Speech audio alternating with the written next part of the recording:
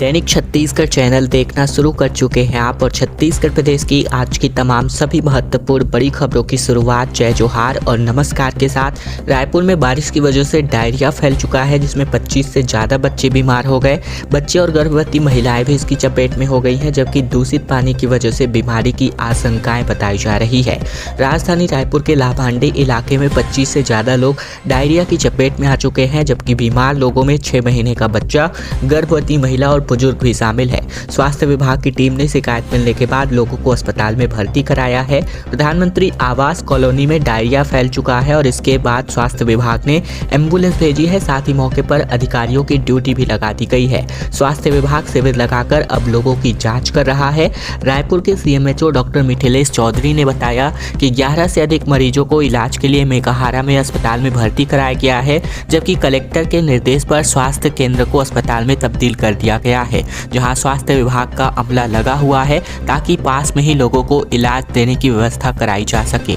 इसी के साथ ही सीएमएचओ डॉक्टर मिथिलेश चौधरी ने बताया कि पानी के कारण डायरिया फैलने की बात सामने आई है और इसके बाद टीम ने पानी के सैंपल लिए हैं, जांच के लिए भेज दिया है। वहीं स्वास्थ्य विभाग और नगर निगम का अमला 24 घंटे मौके पर तैनात कर दिए गए हैं।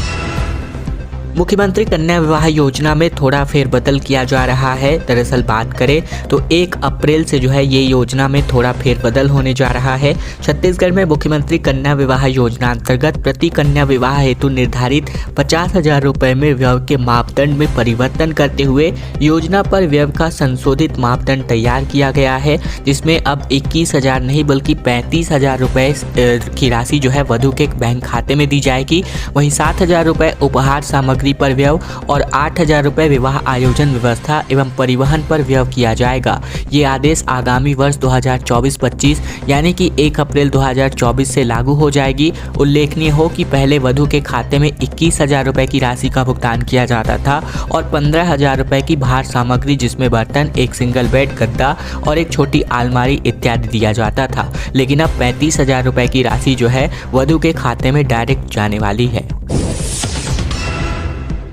छत्तीसगढ़ के रायपुर में आम आदमी पार्टी का आज बड़ा प्रदर्शन होने जा रहा है, जिसमें अरविंद केजरीवाल की गिरफ्तारी का विरोध किया जाएगा। दिल्ली के सीएम और आम आदमी पार्टी के संयोजक अरविंद केजरीवाल की गिरफ्तारी पर कार्यकर्ताओं में भारी आक्रोश है। इसी गिरफ्तारी के खिलाफ रायपुर में आम आदमी पार्टी का एक बड़ा प्रदर्शन होने जा रहा है। अंबेडकर चौक पर पार्टी के कार्यकर्ता एकजुट होंगे। साथ ही प्रदेश में अलग अलग जिलों में आम आदमी पार्टी से कार्यकर्ता शामिल होंगे। सीएम अरविंद केजरीवाल की गिरफ्तारी पर पूर्व सीएम भूपेश बघेल भी ट्वीट किया है। उन्होंने लिखा है कि जो भाजपा में नहीं जाएंगे वो जेल जाएंगे।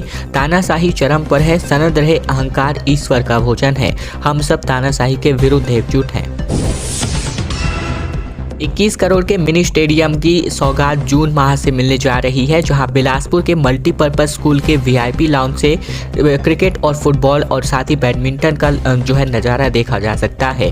दरअसल बिलासपुर के मल्टीपर्पज स्कूल में निर्माणाधीन मिनी स्टेडियम की सुविधा जून तक मिलने वाली है, जहां 21 करोड़ 79 लाख रुपए की लागत से सर्व सुविधा युक्त स्टेडियम के साथ ही कॉम्प्लेक्स में बड़े स्टेडियम की तरह सुविधाएं मिलने वाली है। वीआईपी लाउंज में बैठकर एक साथ क्रिकेट, फुटबॉल, स्क्वैश और बैडमिंटन ग्राउंड पर चल रहे स्पोर्ट्स का लुत्फ ले सकते हैं। वहीं सेकंड फ्लोर पर 4500 वर्ग फुट में निर्मित जिम से एक्सरसाइज किया जा सकता है।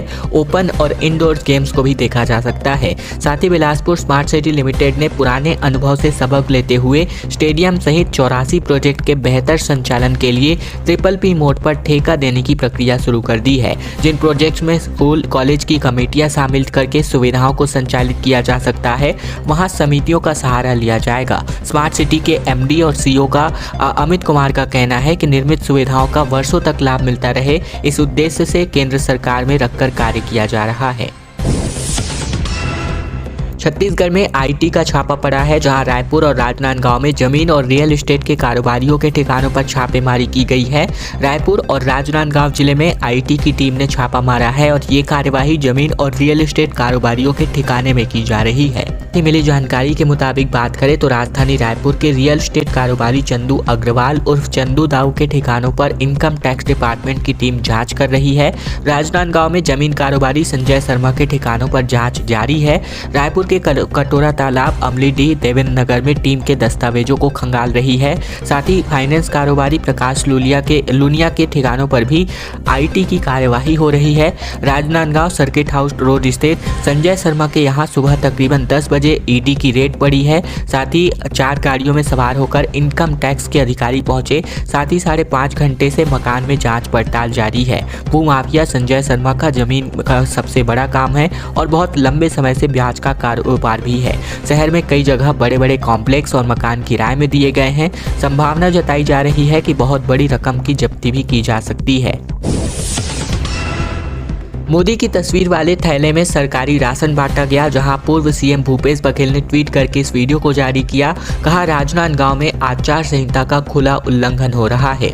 राजनांदगांव लोकसभा सीट से कांग्रेस प्रत्याशी और पूर्व मुख्यमंत्री भूपेश बघेल ने एक वीडियो ट्वीट किया है, जिसमें PM मोदी की तस्वीर वाली थैली सरकारी राशन इसमें दिया जा रहा है, जिसे आचार संहिता का उल्लंघन बताकर पोस्ट किया गया है।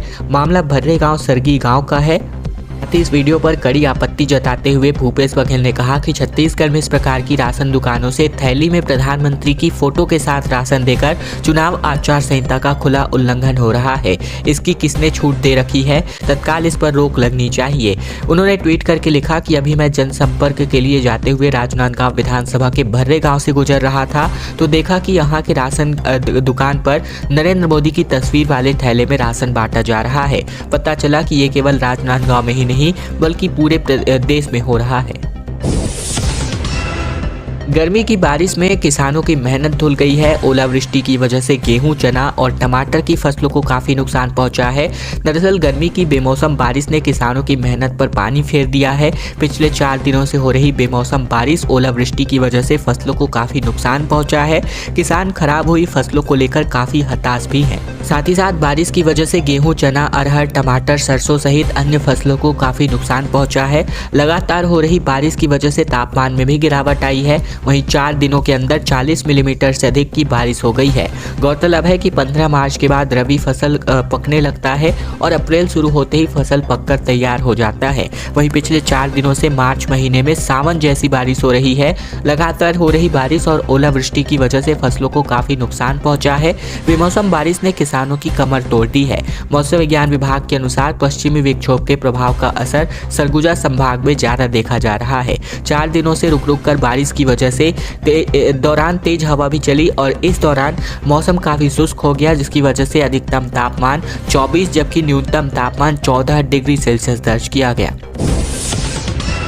घर बैठे परीक्षा और पढ़ाई हो सकती है स्टूडेंट्स की, क्योंकि यूनिवर्सिटी ने अब बड़ा फैसला कर लिया है। इसके पहले चरण में CSBTU यानी कि भिलाई से खबर है, जहां CSBTU ने 15 कोर्सेज डेवलप किए हैं। इन्हें विश्वविद्यालय ऑडियो और वीडियो फॉर्मेट में तैयार कर रहा है। इसमें CSBTU यानी छत्तीसगढ़ स्वामी विवेकानंद टेक्निकल यूनिवर्सिटी के समकुलपति से वरिष्ठ फैकल्टी आपको कोर्स पढ़ाते हुए मिलेंगे। विषय विशेषज्ञों के अनुभव से सीखने को मिलेगा और इस तरह विद्यार्थियों के पास इलेक्टिव सब्जेक्ट्स के विकल्प भी होने वाले हैं, जो उनकी डिग्री को और भी प्रभावी बना सकता है। स्वयं पोर्टल के दौरान पोर्टल से पढ़ाई के दौरान CSBTU इनका क्रेडिट अंक ट्रांसफर कर सकेगा। इग्नू नई दिल्ली से सह प्राध्यापक डॉक्टर शिखा राय ने बीते दिन कोर्स मटेरियल डिजाइन एवं वीडियो लेक्चर के पहलुओं पर तमाम जानकारियां दी।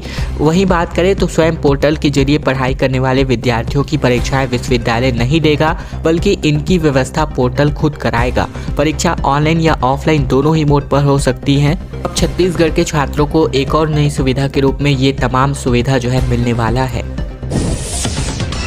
एम्स बिलासपुर में 106 लैब टेक्नीशियन साथ ही अन्य पदों पर भर्ती होने जा रही है, जिसके लिए आवेदन 27 मार्च तक लिया जाएगा।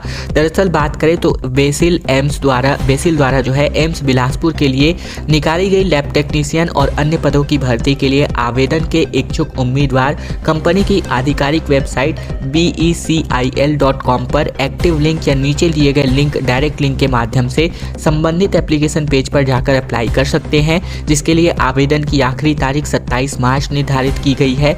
आवेदन का शुल्क 885 रुपये निर्धारित किया गया है। वहीं आपको बता दें कि ये जो है नई दिल्ली के एम्स के जो है कंपनी के द्वारा इसको लिया जाएगा। साथ ही नौकरी के इच्छुक उम्मीदवारों के लिए एक अच्छी खबर जो है यहाँ पर निकल कर सामने आ रही है। साथ ही बात करें तो टेक्नीशियन ओटी के लिए, साथ ही मेडिकल सोशल ऑफिसर के ग्रेड 2 पद के लिए, जूनियर फिजियोथेरेपिस्ट के लिए, रेडियोलॉजिस्ट टेक्नीशियन के लिए, टेक्नीशियन परज्यूरियन टेक्नोलॉजी, साथ ही टेक्नीशियन रेडियोथेरेपी के कुल 106 पदों पर भर्ती जो है यहाँ पर की जानी है। केजरीवाल की गिरफ्तारी पर पूर्व सीएम भूपेश बघेल ने ट्वीट करके कहा कि जो भाजपा में नहीं जाएंगे वो जेल जाएंगे। शराब घोटाला मामले में दिल्ली के सीएम अरविंद केजरीवाल की गिरफ्तारी पर पूर्व सीएम भूपेश बघेल ने ट्वीट किया है, जहां उन्होंने लिखा है कि जो भाजपा में नहीं जाएंगे वो जेल जाएंगे। तानाशाही चरम पर है, सनद रहे अहंकार ईश्वर का भोजन है, और अब जब तानाशाही के विरुद्ध हम सब एकजुट हैं तब हमारी शक्ति और मजबूत है। आम आदमी पार्टी के संयोजक अरविंद केजरीवाल की गिरफ्तारी पर कार्यकर्ताओं में भारी आक्रोश देखने को मिल रहा है और इसकी वजह से अंबेडकर चौक में काफी बड़ा प्रदर्शन भी होने जा रहा है। प्रदेश के साथ साथ पूरे देश में अलग अलग जिलों से अलग अलग जगहों पर आम आदमी पार्टी के कार्यकर्ता इस बाबत प्रदर्शन करने वाले हैं, जिसके समर्थन में अब पूर्व सीएम भूपेश बघेल भी उतरे नजर आ रहे हैं। छत्तीसगढ़ में भाजपा सरकार के 100 दिन पूरे हो चुके हैं। मंत्री केदार कश्यप ने कहा कि हमने मोदी की गारंटी पूरी की, 18 लाख गरीब परिवारों को प्रधानमंत्री आवास उपलब्ध कराया। दरअसल छत्तीसगढ़ में भारतीय जनता पार्टी की सरकार बने 100 दिन पूरे हो गए हैं। कैबिनेट मंत्री केदार कश्यप ने बीजेपी सरकार की 100 दिनों के कामकाज को गिनाया। जगदलपुर में मीडिया से चर्चा में कहा कि हमने 100 दिनों में मोदी की गारंटी को पूरा किया है। प्रदेश के 18 लाख गरीब परिवारों को पक्का मकान दिया। महतारी वंदन योजना के अंतर्गत प्रदेश की 70 लाख महिलाओं के खाते में 655 करोड़ रुपए ट्रांसफर किए। मोदी की सारी गारंटी सरकार पूरी करेगी। जनता के आशीर्वाद से कांग्रेस के कुशासन को उखाड़कर प्रदेश में मुख्यमंत्री विष्णुदेव साय के नेतृत्व वाली भाजपा की सरकार बनी है। डिप्टी सीएम ने कहा कि भूपेश बघेल पर जल्द ही कार्यवाही होगी। साहब ने कहा कि छत्तीसगढ़ में कांग्रेस पूरी तरह खत्म है, इनके नेता लोकसभा चुनाव नहीं लड़ना चाहते। छत्तीसगढ़ में भाजपा सरकार के 100 दिन पूरे होने पर उप मुख्यमंत्री अरुण साहब ने दुर्ग के भाजपा कार्यालय में प्रेस कॉन्फ्रेंस की, जहां उन्होंने इस बीच जनता के लिए किए गए सरकार के कामकाज को बताया। पूर्व मुख्यमंत्री भूपेश बघेल और बाकियों पर कानूनी कार्यवाही की बात की गई। महादेव सट्टा ऐप पर भूपेश बघेल के खिलाफ FIR दर्ज हो गई है। आगे कानून के अनुसार कार्यवाही जल्द होगी। साहब ने कहा कि प्रदेश से कांग्रेस पूरी तरह समाप्त हो गई है। हालात यह है कि उनका कोई भी नेता सांसद का चुनाव नहीं लड़ना चाहता। इलेक्टोरल बॉन्ड पर सरकारी तंत्र का सबसे बड़ा घोटाला, कहा पायलट ने। ईडी IT का डंडा दिखाकर उद्योगपतियों से वसूली की जाती है। 2 दिवसीय दौरे पर रायपुर पहुंचे हुए हैं इन दिनों सचिन पायलट। दरअसल छत्तीसगढ़ के कांग्रेस प्रभारी सचिन पायलट ने कहा कि इलेक्टोरल बॉन्ड के नाम पर हजारों करोड़ों रुपए का घोटाला हुआ है। इस बॉन्ड को सुप्रीम कोर्ट ने अवैध घोषित कर दिया है। यह दुनिया में पहली बार हुआ है जब सरकार के तंत्र के तहत इतना बड़ा घोटाला हुआ हो। रायपुर पहुंचे पायलट ने बीते दिन कहा कि राहुल गांधी ने जैसा कहा यह वसूली का तंत्र बन गया है। अगर खाते सीज होने चाहिए तो भाजपा के होने चाहिए। केंद्र सरकार कांग्रेस के खाते को सीज कर रही है, ये बेईमानी है। उन्होंने कहा कि इलेक्टोरल बॉन्ड से भाजपा की जो नीति और नीयत में फर्क है वो उजागर हुआ है। सचिन पायलट ने कहा कि आज चुनाव का समय आया, तब भाजपा जानबूझकर बदले की भावना से कांग्रेस को कमजोर करने का काम कर रही है। कांग्रेस एक प्रमुख विपक्षी दल है। केंद्र की सरकार लोकतंत्र की जड़ों को कमजोर करने का काम कर रही है। उन्होंने कहा कि भारी मात्रा में पैसों को जब्त करना, 32 साल पुराने आयकरन प्रकरण को कोई केस थमा देना, बहानेबाजी करके आर्थिक रूप से कांग्रेस पार्टी को एक प्लेइंग फील्ड न देना, यह आचार संहिता का और नैतिकता का उल्लंघन है। इस तरह प्रतिशोध की भावना से काम करना लोकतंत्र को कमजोर करने के बराबर है। छत्तीसगढ़ में गारंटी के साथ भाजपा और कांग्रेस चुनाव लड़ने जा रही है। किसान समस्या, बढ़ती महंगाई, बेरोजगारी और जाति जनगणना जैसे मुद्दे यहां पर हावी होने वाले हैं। लोकसभा चुनाव की तारीखों के ऐलान होने के बाद अब चुनावी मुद्दों की गूंज गांव-गांव, शहर-शहर और चौक-चौराहों पर सुनाई देने लगी है। राजनीतिक पार्टियां इस चुनाव में प्रदेश, देश और लोकसभा क्षेत्र से जुड़े कई मुद्दों के अलावा अपनी गारंटी के साथ लोगों के बीच जाने वाले हैं। छत्तीसगढ़ में बीजेपी चुनाव से पहले विशेष रूप से किसानों से किए गए वादों को पूरा करने के बाद मोदी फैक्टर पर भरोसा करते हुए पिछले विधानसभा चुनाव के प्रदर्शन को जारी रखना चाहती है, जबकि कांग्रेस लोकसभा चुनावों में बढ़त हासिल करने की उम्मीद कर रही है। इलेक्टोरल बॉन्ड, किसानों के मुद्दे, बढ़ती महंगाई, बेरोजगारी और जाति जनगणना जैसे मुद्दों को लेकर कांग्रेस जनता के बीच जाने जा रही है। वहीं विधानसभा चुनावों में अपना प्रदर्शन उत्साहित भाजपा आगामी लोकसभा चुनाव में राज्य की 11 लोकसभा सीटें जीतने का लक्ष्य रख चुकी है। लोकसभा के लिए चुनाव के लिए कांग्रेस एक बड़ी चुनौती है, क्योंकि 2000 में राज्य के गठन के बाद छत्तीसगढ़ में 2004, 2009, 2014 और 2019 के 4 संसदीय चुनावों में पार्टी ने अच्छा प्रदर्शन नहीं किया है। सरकार से सशर्त वार्ता के लिए नक्सली तैयार हैं। माओवादी लीडर ने कहा कि गृह मंत्री सिर्फ झूठ बोलते हैं, पहले कॉरपोरेट घरानों के साथ समझौता करें, उसको रद्द करें। दरअसल छत्तीसगढ़ में नक्सली जो है सरकार से बातचीत करने के लिए सशर्त तैयार हो चुके हैं। दंडकारण्य के स्पेशल जोनल कमेटी प्रवक्ता विकल्प ने प्रेस नोट जारी कर दिया है। विकल्प का कहना है कि गृह मंत्री सिर्फ झूठ बोलते हैं। हमने पहले भी कहा था कि वार्ता के लिए अनुकूल वातावरण तैयार किया जाए, साथ ही कॉरपोरेट घरानों के साथ किए गए सभी समझौतों को रद्द करें, मुठभेड़ बंद करें और सर्च ऑपरेशन पर रोक लगाएं। विकल्प ने प्रेस नोट जारी करके कहा कि छत्तीसगढ़ के गृह मंत्री विजय शर्मा माओवाद संगठन के साथ वार्ता के लिए लगातार बयानबाजी कर रहे हैं। हाल ही में उन्होंने बीजापुर के जंगलों में भी बयान जारी किया था। हालांकि माओवाद संगठन ने वार्ता के लिए पहले भी अपना बयान दिया था, लेकिन गृह मंत्री हमारे बयानों का कोई सीधा जवाब नहीं दे रहे हैं।